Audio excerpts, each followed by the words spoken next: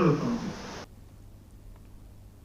రంగారెడ్డి జిల్లా రాజేంద్రనగర్లో పలు అక్రమ నిర్మాణాలను కూల్చివేశారు. నిబంధనలకు విరుద్ధంగా కట్టిన పలు నిర్మాణాలను జేసీబీ సాయంతో అధికారులు తొలగించారు.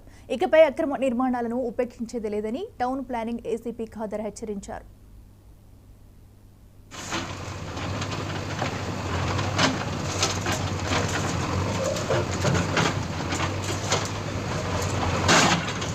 నడిచేటప్పుడే చెప్పండి సార్, బాగుంటుంది.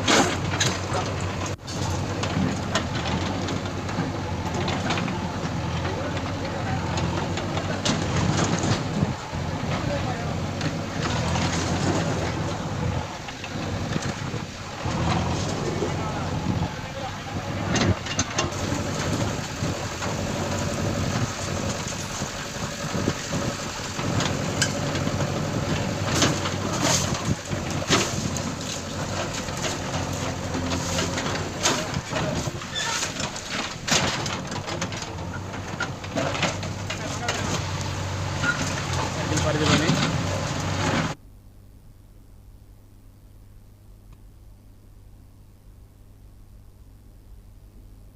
మనం యాక్షన్ తీసుకున్నాం. మా తరఫు నుంచి ఎన్నిసార్లు వీళ్ళ మీద చర్యలు తీసుకున్నా కానీ వీళ్ళు ఎవరు ఆపట్లేరండి.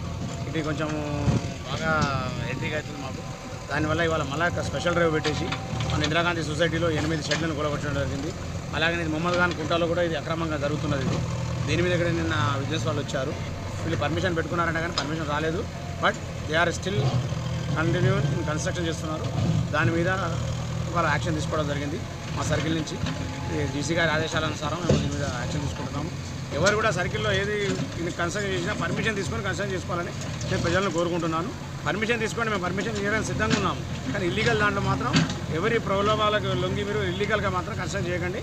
మీకు రాను రాను చాలా కష్టాలు అవుతాయి. పర్మిషన్ రావు. మేమైతే ఎప్పుడైతే అప్పుడు కూలగొట్టేస్తాం.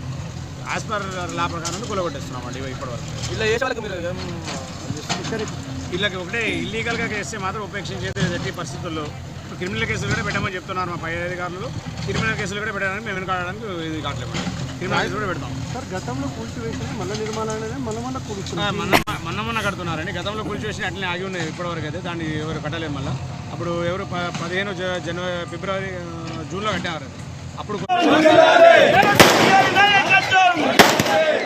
మళ్ళీ నెక్స్ట్ ఇవాళ మళ్ళీ ఇక్కడ కూలగొడతాను అంటే రిపీటెడ్ అవుతున్నాయి. ఇవి ఎంత వీళ్ళకి నోటీసులు ఇచ్చినా ఏమి చేసినా ఆగట్లేరండి. సర్కిల్ పరిధిలోని అక్రమ